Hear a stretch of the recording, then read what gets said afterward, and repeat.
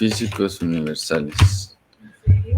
Hola, ¿qué tal? Buenos días, amigos del Facebook.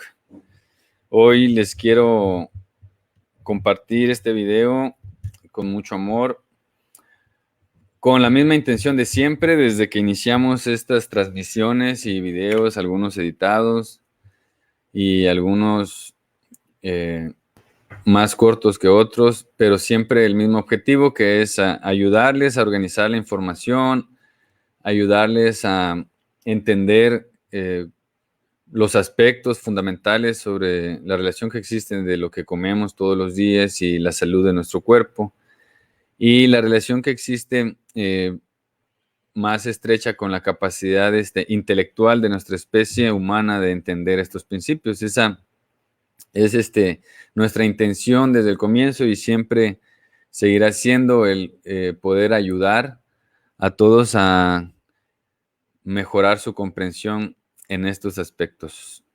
Y hoy pues queremos elevar un poquito más la discusión, la conversación con respecto a nutrición, y queremos presentarles un poco más amplia la materia con respecto a de dónde proviene la epistemología o la ciencia de la nutrición primitiva que practicamos aquí en la comunidad, es decir, cómo organizamos nuestros alimentos, de dónde provienen las ideas, quiénes son los personajes que han impulsado esta organización, esta forma de comunicar las ideas de lo que se debe comer y por qué. Y pues nuestra aportación como nutrición primitiva a este mundo de la epistemología o el conocimiento de la nutrición primitiva. Aquí en este canal y en otros más, o a través de este medio audiovisual de videos, hemos también documentado cómo las últimas décadas aquí en México y en el mundo, la ciencia de la nutrición primitiva ha estado contaminada de conflictos de interés. Incluso ya hicimos un video donde el gobierno participa, ¿no?, para impulsar a la población a un código ético para no permitir estudios que lleven conflicto de interés. Un poco tarde, pero es importante este tipo de avances en términos de la salud pública, y detectar pues que mucha de la ciencia que hoy impera en la nutrición en México pues está influenciada por empresas de alimentos, y todo lo que sabemos de nutrición pues nos ha causado mucho daño.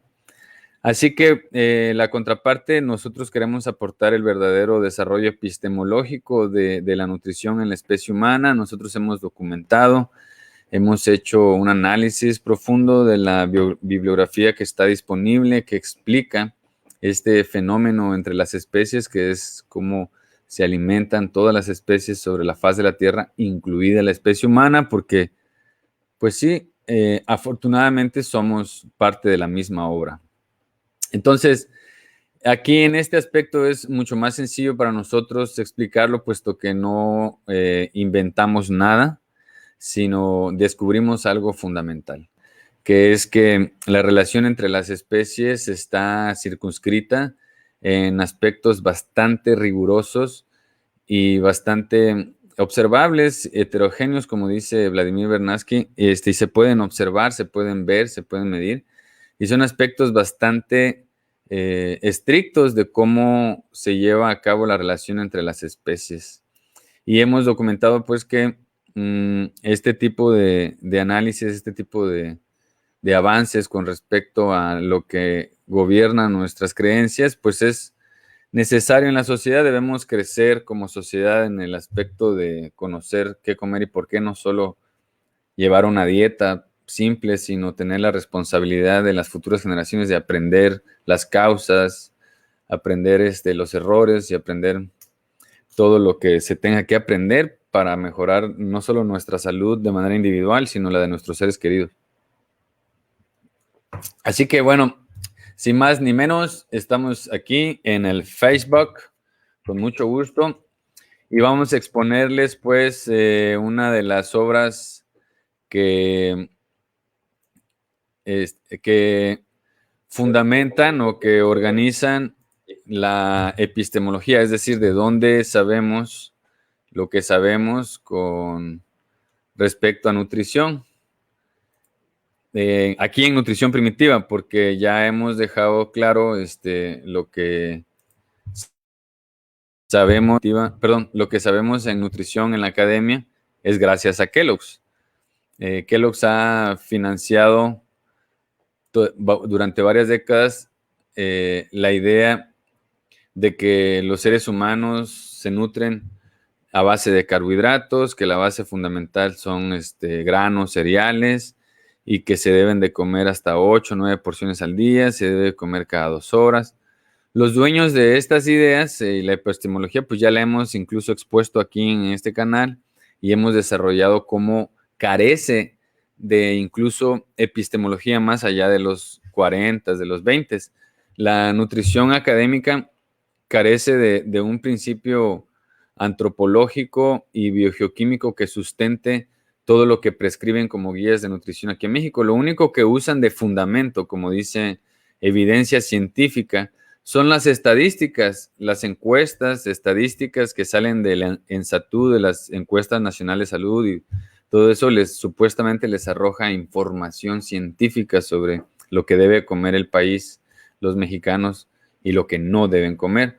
Y no hay ningún sustento real, epistemológico, incluso filosófico, incluso que nos lleven a una línea epistemológica que nos lleve a la Grecia clásica a decir cuáles eran los lineamientos en ese entonces y poder decir que estamos sustentados en una gran línea epistemológica que nos garantiza como mexicanos la salud con respecto a los alimentos. Y no es así.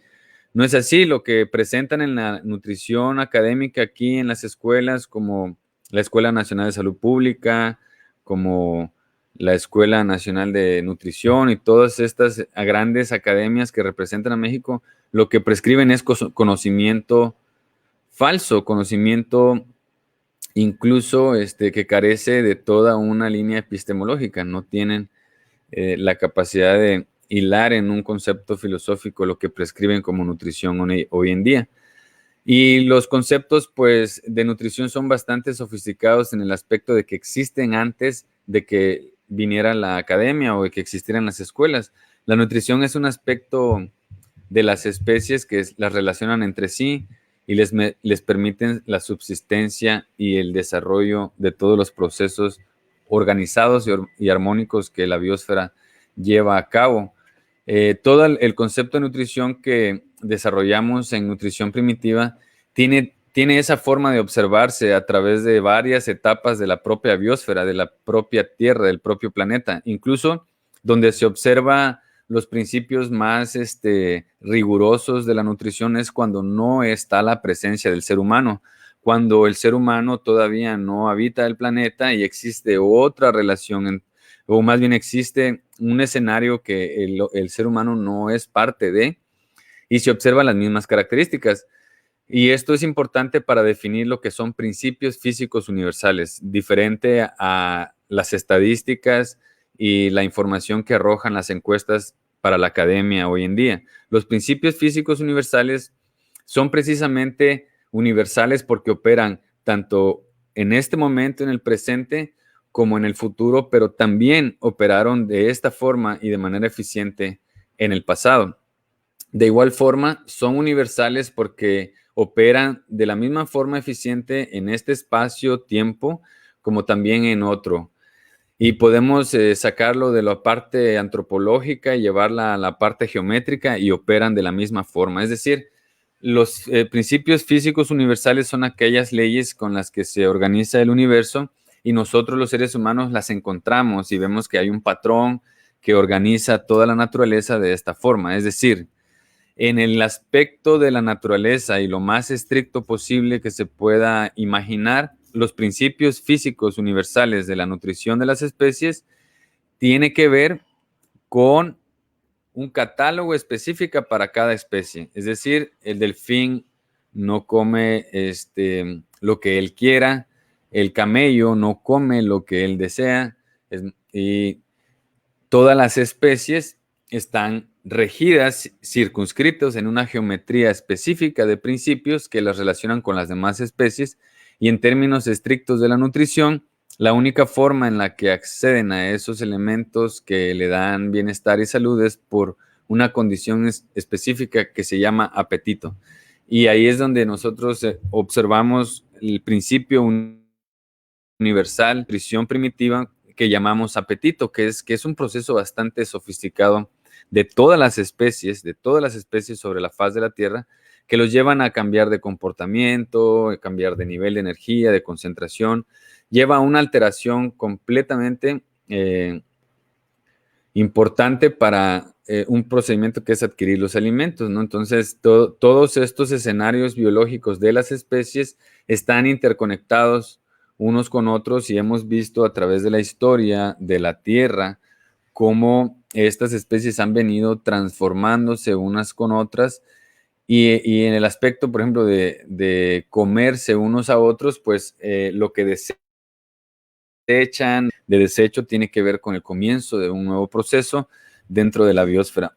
Así que en estos términos es como dejamos nosotros claro que nuestra nutrición primitiva y lo que nosotros organizamos en ciclos, le ponemos en algunos casos también cantidades y todo, o sea, de dónde viene todo nuestro bagaje de comprensión de qué el ser humano debe de hacer con sus alimentos, viene de esto, ¿no? De tener primero un sustento importante de que lo que creemos no son creencias de alguien, sino descubrimientos de leyes que gobiernan los principios físicos universales o que gobiernan lo físico. Y tener el entendimiento claro de esos procedimientos nos dan una gran ventaja como especie, ya que de esa forma es la única como la especie selecciona sus alimentos. La especie humana es una especie de procesos cognitivos. Entonces, en el principio físico universal en la nutrición existe la relación entre las especies justo antes de que incluso viniera el ser humano. Entonces, para no echarme más el rollo y dejarlos con esta pequeña primera entrega sobre los principios físicos universales en la nutrición, quisiera presentarles un libro que es importante leer para poder tener esta visión clara y específica de cuál es la relación que la especie humana tiene con la biosfera en general.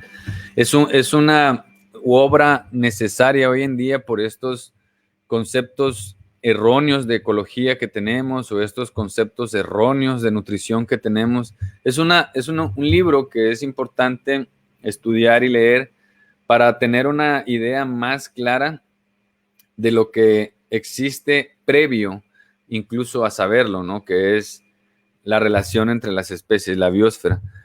En la historia de la filosofía, la astronomía y todo eso, se encuentra mucho estudio, mucho avance sobre lo que es el universo, los cuerpos celestes y también estudios sobre qué es el hombre.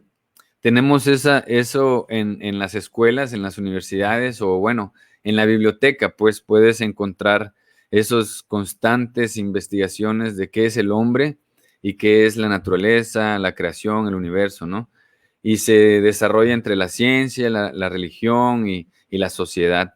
Pero sobre la relación aquí, sobre lo que pasa en la biosfera, se tiene muy poco conocimiento y muy poca investigación con respecto a lo que sucede aquí en la superficie terrestre, de cómo interactúa una especie con otra. Y lo que se ha venido investigando, pues ha venido dando resultados cada vez más importantes para nuestra concepción de la naturaleza. Y aquí lo que les quiero presentar es un libro que me gustaría que pudieran conseguir, que habla precisamente de este concepto. El libro se llama La Biosfera y el autor es Vladimir Ivanovich Vernadsky, un ucraniano ruso de los 1945, más o menos el libro. Esta obra lleva consigo muchos de los elementos que en nutrición primitiva usamos para entender lo que debemos comer, o sea, por qué comer y por qué. mucho de lo que viene siendo la base de nuestras creencias es de este concepto revolucionario que Vladimir Vernadsky introduce en la ciencia moderna de la biogeoquímica. El estudio está tratando de explicar un concepto integral nuevo de una mezcla heterogénea que es la propia biosfera, o sea, todo lo que vive encima de la biosfera, el mineral que está ahí, la tierra, el agua, todo este complejo de minerales y procesos y todo eso, como una unidad. Y lo más importante que Vladimir Vernadsky, su aportación más importante es este concepto de la noósfera, que es la actividad humana sobre de este planeta, ¿no?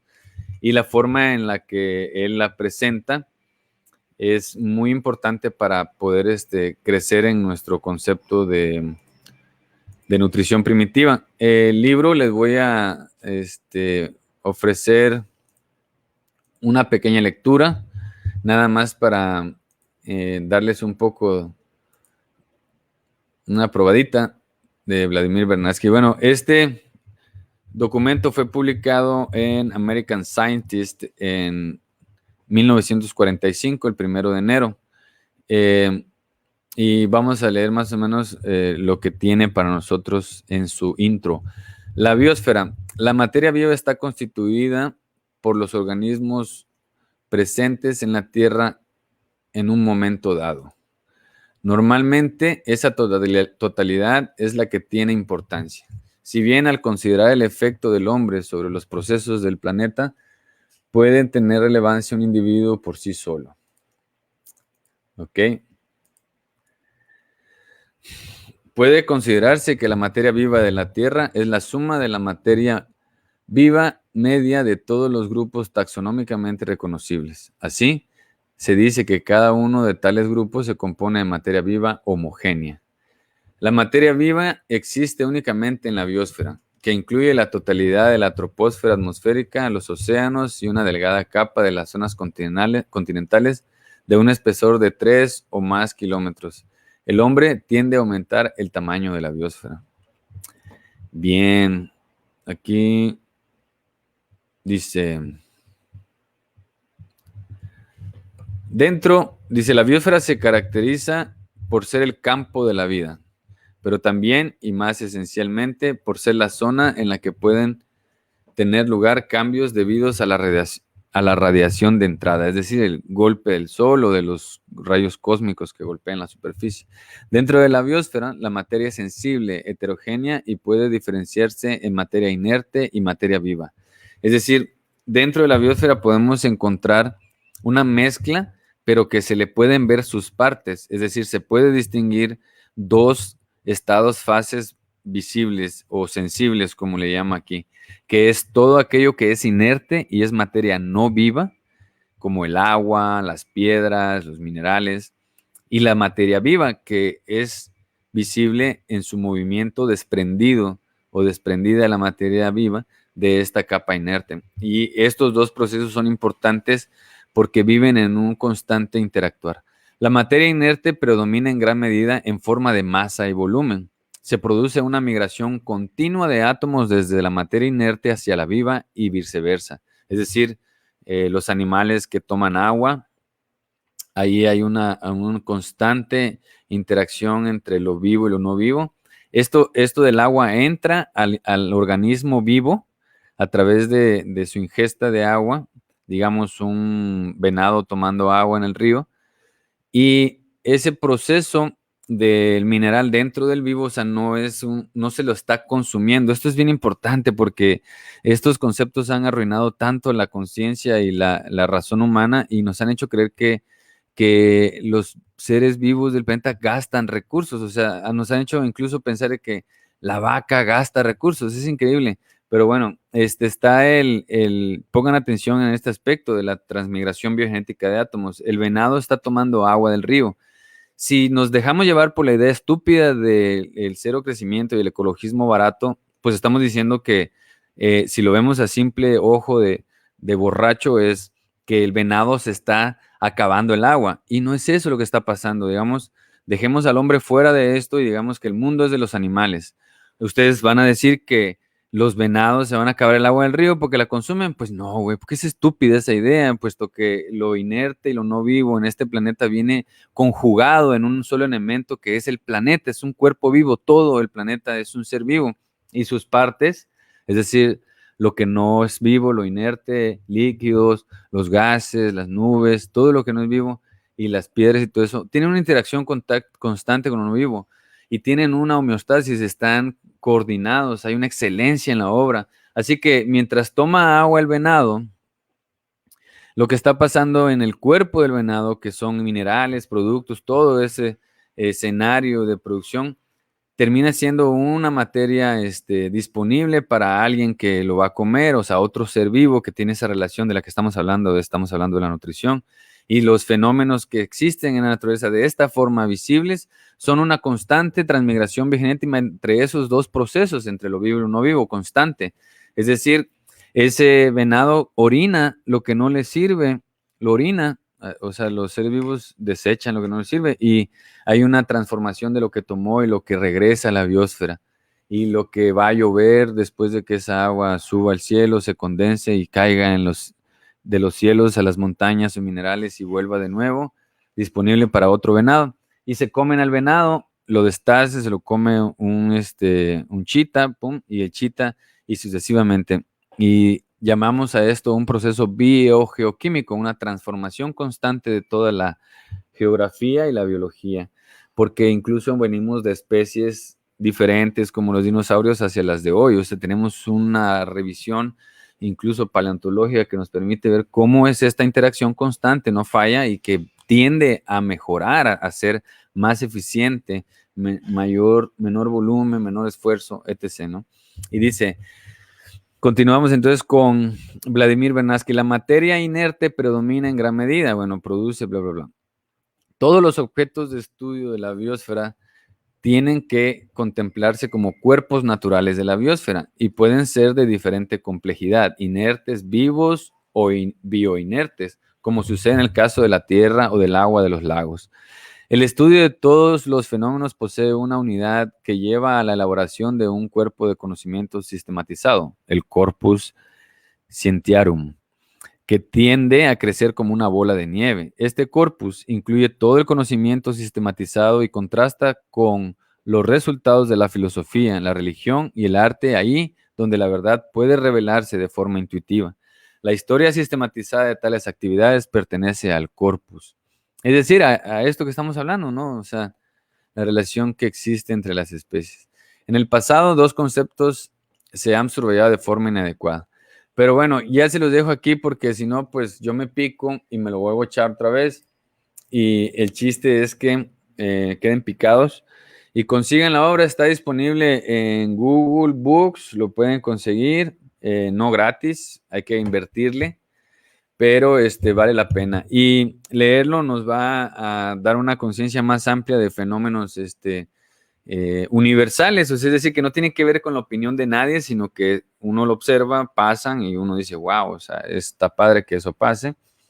Y de esa forma explicamos mucho de los demás procesos que en nuestra nutrición como seres humanos gobiernan antes de cualquier situaciones de que la academia como Kellogg's haya creado con respecto a los alimentos que se ha probado desde que lo prescriben en la población mexicana, que es un fraude, que no es verdad lo que dice Kellogg's, que lo que se enseña en las universidades está matando a la población y que poco a poco eso se empieza a entender.